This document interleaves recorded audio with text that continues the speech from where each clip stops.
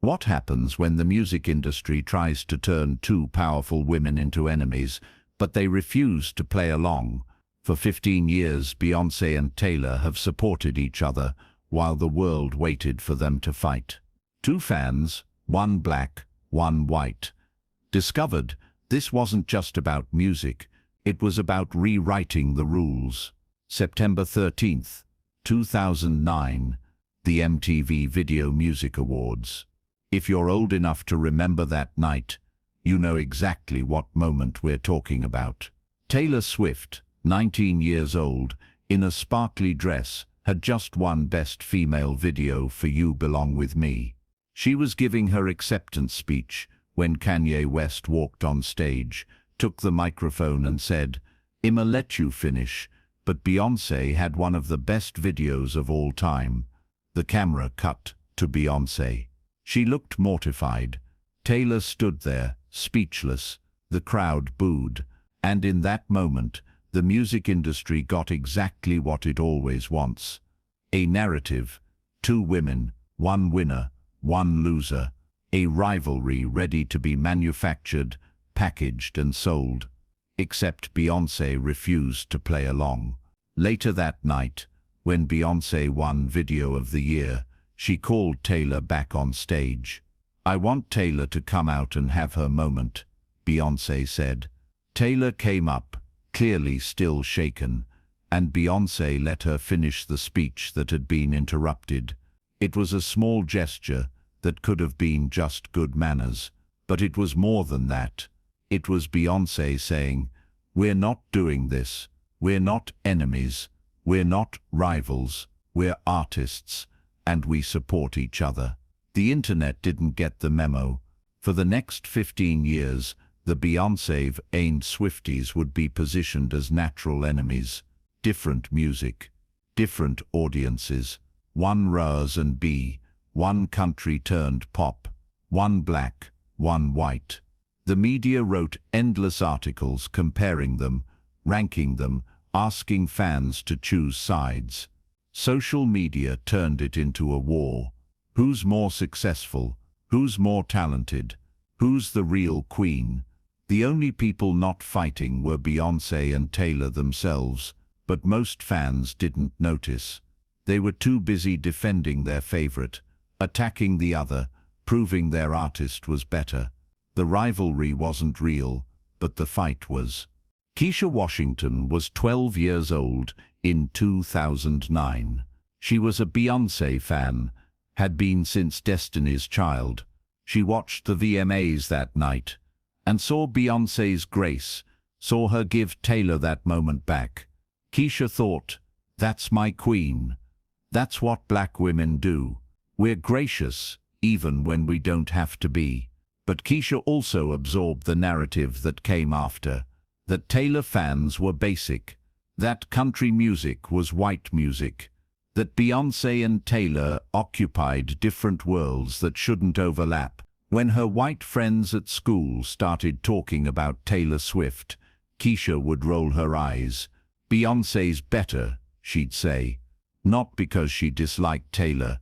She'd never really listened to her, but because that's what you were supposed to say. Sarah Chen was 11 years old in 2009. She was a Taylor fan, had been since Love Story made her cry in 6th grade. She watched the VMAs that night and saw Taylor humiliated, saw Kanye take her moment. Sarah thought, "That's not fair, she deserved to finish." But Sarah also absorbed the narrative that came after, that Beyoncé fans were intimidating, that R&B music wasn't for her, that Taylor and Beyoncé were in competition, and you had to choose. When black girls at school talked about Beyoncé, Sarah would quietly defend Taylor, but never engage. "I just like different music," she'd say. Not because she disliked Beyoncé, she'd never really listened to her, but because that's what you were supposed to do. Stay in your lane. By 2024, Keisha was 27 and Sarah was 26. They worked at the same tech company in Austin, Texas.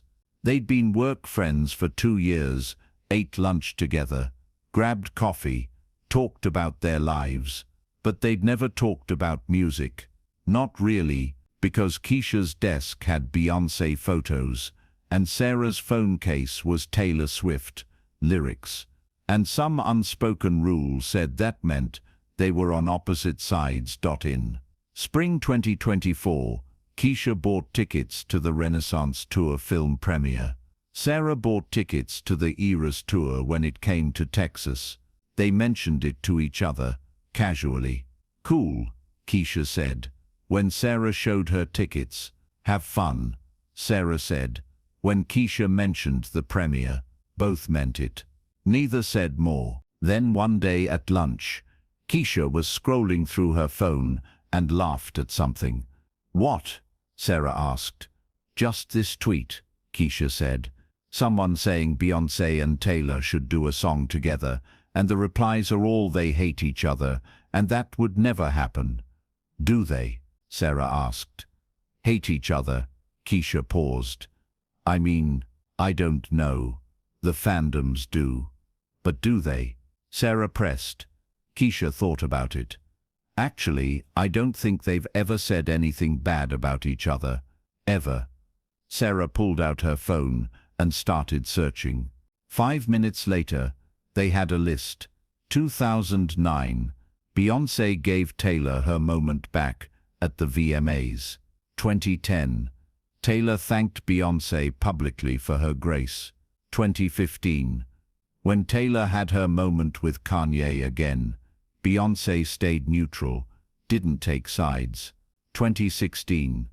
When the media tried to make them rivals over album releases, both stayed silent. 2021. When Taylor re-recorded her albums, Beyoncé liked posts supporting her. 2023. Taylor praised Beyoncé's renaissance at an interview, called her the greatest living entertainer. 2024. Beyoncé wore Taylor's merch. Taylor brought Renaissance Tour up in interviews. "Wait," Keisha said slowly.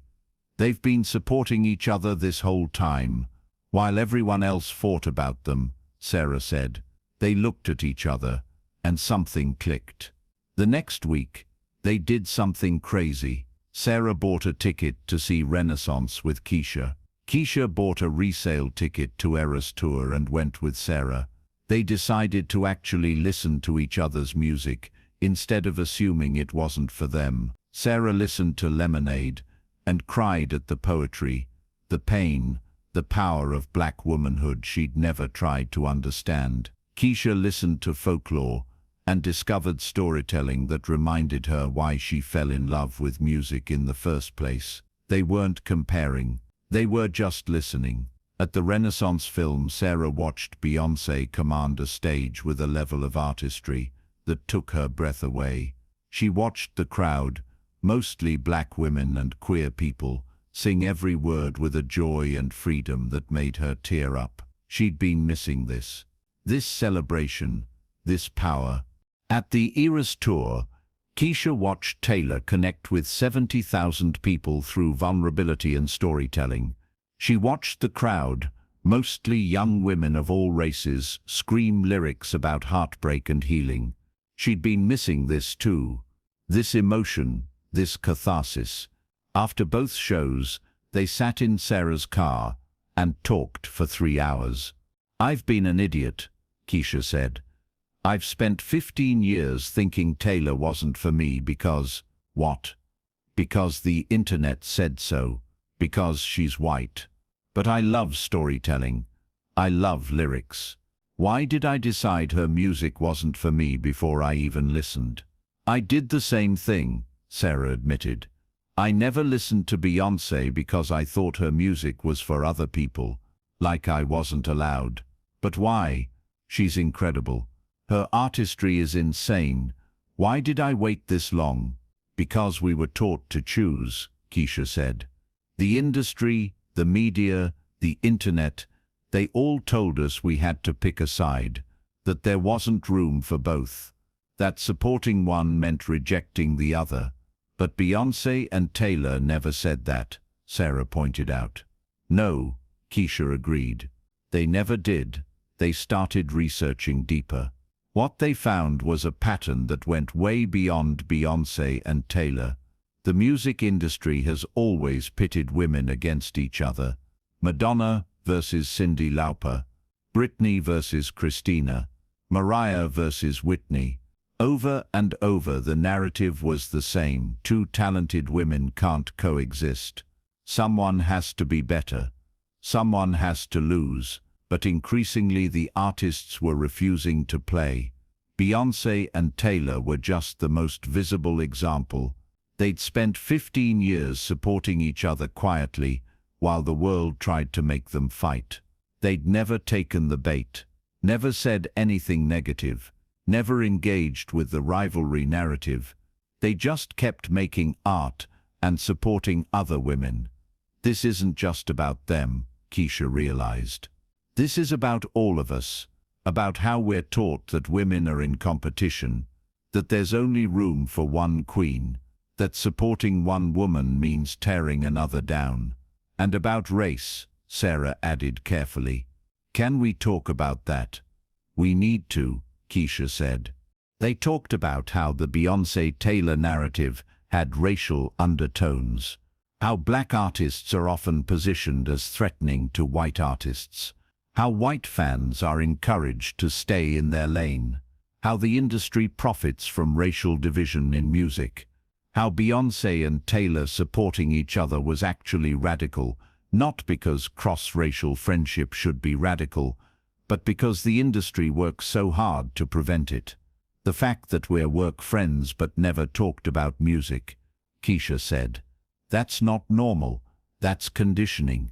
We've been at the same company for 2 years, Sarah said. We eat lunch together 3 times a week. How did we never talk about something we both love? Because we thought we weren't allowed to love the same things, Keisha said. Because someone drew a line and told us to stay on our side. They decided to stop staying on their side. They started a group chat with other women from their office. Black, white, Asian, Latina, all different backgrounds. They called it Women Supporting Women and used it to share music they loved. No comparing, no ranking, just sharing. Beyoncé, Taylor, Rihanna, Ariana, Lizzo, Olivia Rodrigo, S.A., Sabrina Carpenter, everything. All of it. Some women were confused at first, but I thought we had to choose. That's what they want you to think, Keisha would say. But the artists aren't choosing. Why should we? The group grew, 30 women, then 50.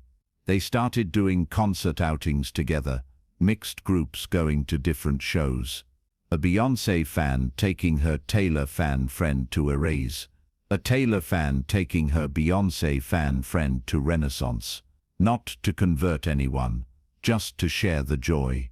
They noticed something interesting. The more they listened to different artists, the more they appreciated what made each one special. Beyoncé's visual artistry and performance precision. Taylor's songwriting and storytelling. They weren't in competition because they weren't trying to do the same thing. They were both queens of different kingdoms, and there was room for all of it. We wasted so much time fighting a war the generals never wanted, Sarah said. One night, not wasted, Keisha corrected. We learned, and now we're teaching others. By late 2024, their group chat had expanded beyond their office. Friends of friends joined, women from all over Austin. Then other cities. It became a movement, small but growing. Fans of different artists coming together, refusing to fight, supporting all women in music. The pushback was real. Online, people accused them of being fake fans. You can't love both. Die-hard stans would insist. But Keisha and Sarah had learned something from 15 years of watching Beyoncé and Taylor. You don't have to engage with the narrative. You can just keep supporting what you love and ignore the people who need you to choose. Today, Keisha and Sarah are best friends. Real best friends. Not just work friends, they go to concerts together. All kinds. They have tattoos with each other's favorite lyrics. Keisha has Taylor's "Long Live All the Magic We Made," and Sarah has Beyoncé's "I'm Gonna Keep Running." Cause a winner. Don't quit. They're planning a trip to wherever Taylor's next tour starts, and wherever Beyoncé performs next. But more than that, they've changed how they see women in general, not just in music. In their workplace, they started noticing when women were pitted against each other, when promotions were framed as competitions instead of recognitions, when female colleagues were described as rivals instead of peers, and they started calling it out. "We don't do that here," became their phrase. "We support each other." It's not about music anymore. It's about the bigger lesson Beyoncé and Taylor had been teaching for 15 years that most people missed. Women are not in competition. The industry wants us to fight. The media profits from our division, but we don't have to play along. We can do what Beyoncé did in 2009. Give each other our moments. We can do what Taylor did in 2023. Praise other women's art publicly and genuinely. We can refuse the narrative. We can rewrite the rules. Keisha and Sarah didn't need Beyoncé and Taylor to collaborate on a song to prove anything. The collaboration had been happening for 15 years. It was just quiet. It was just consistent support, public praise refusing to take the bait, showing young women that there's room for everyone. The collaboration was the lesson, and once you see it, you can't unsee it. If this story made you think about the rivalries you've bought into in music or in life, ask yourself, who profits from this division? Who benefits when women fight? Is the rivalry real, or is it manufactured? Beyoncé and Taylor spent 15 years refusing to be enemies. Maybe it's time we all did the same. Different music, same fight, same lesson. Lift each other up. There's room for all of us at the top.